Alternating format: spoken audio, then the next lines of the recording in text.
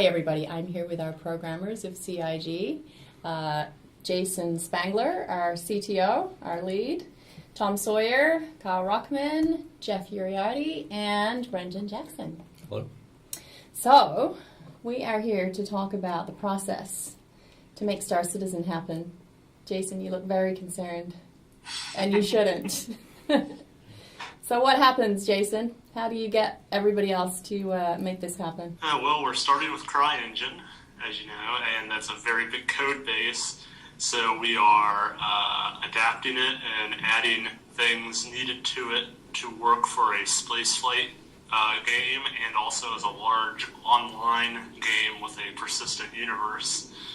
So we kind of, from the top down, we've looked at that, created a big list of tasks and systems that need done, created, adapted, and now we are working on the ones needed in the beginning for the Hangar app and for other features. And as we get to each one, before we start it, we break it down into much smaller, more detailed tasks, talk about the technical design and the limitations and budgets for the performance, and then we implement and create them by writing code and also reusing existing technology. All right, so it doesn't look like you're in the Bahamas, though. You're in Montreal, right? Yes. What are you doing there?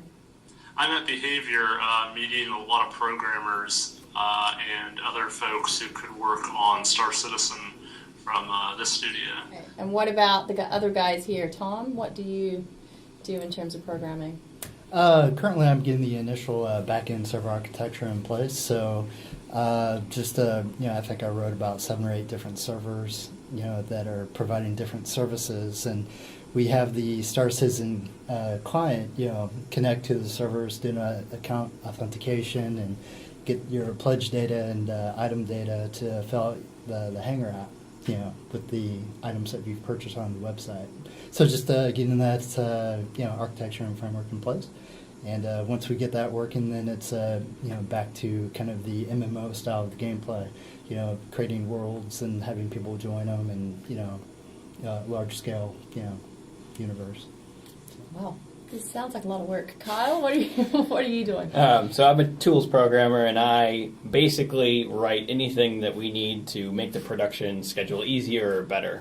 One of the things that I'm focusing on right now is the actual installation, launching, and patching of Star Citizen, the initial Hangar module that we will release. So we have this, just basic Windows installer that installs the launcher, and then it downloads all the game data that's necessary to play that we patch, so we can put out incremental portions of it and just keep patching to your current existing content directory. And then from there, you actually launch the game. You log in. I interface with Tom a lot, where we are going to hand over the login credentials, and the game client is going to use it to connect to the server and stuff like that. So this patching scenario, so if I'm in Australia, for example, is that any different from if I'm here in Austin? No, I mean, it'll just, once you log in and you're a user that can download the game, it will connect to our CDN. It's a network that hosts all the data for the game and just downloads the stuff that's relative for the client, and then launches the game client, which ends up talking to the server stuff that Tom is writing. All right, and then Jeff, how do you come into the mix? I'm a gameplay programmer, so I develop the game systems, or I implement the game systems that the designers design. Currently working with Brendan on doing the gameplay portion of the shield to kind of get that hooked up and get it working in the ship. So excuse my ignorance, what is the shield? The shield's the shield on the ship, and it's kind of the first line of defense, like when you get hit. So you mean if like an enemy hits me, then it would first hit the shield, and the shield would eventually wear down, and then it would start hitting the components on the ship itself. Oh, so how strong are you going to make my shield? As strong as you want it. And Brendan, what do you do? I work on the visual effects for the game. So far I've been developing things like laser bolts, the shield, as Jeff mentioned, kind of just working through how a player understands he's attacking somebody else through the visuals and, sees the damage that hits him as it hits his shield. We get the initial kind of estimates and we work with those, and then once we've kind of got everything in the game working, the designers come along and the artists come along and refine everything we've done. Because, just because we set it up with the original estimates doesn't mean that it's fun still. So, Jason, does this sound right to you? You're looking slightly concerned again.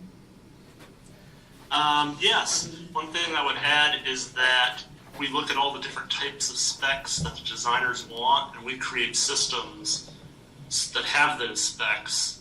So then we give them some sample data with like a sample ship, and when they create new things, new ships, new items, they can then fill in the data with the values they want. But we still have to implement the systems that will use those specs and behave however the numbers state. So how difficult is that between ships? Do you have to program entirely from scratch again, or can you use functionality from what you had from, say, the Aurora LX? Do you have to do it all again for 300i? We definitely make it so we make a ship system so that the system would work for all the ships. And then sometimes we need to add specific things that might be specific for like a few ships or one ship for maybe how it's laid out or because it has something special about it. But we definitely try to make systems that will work for all ships. What are some of the good points that you see about using the CryEngine? Are you asking me? Oh, yeah.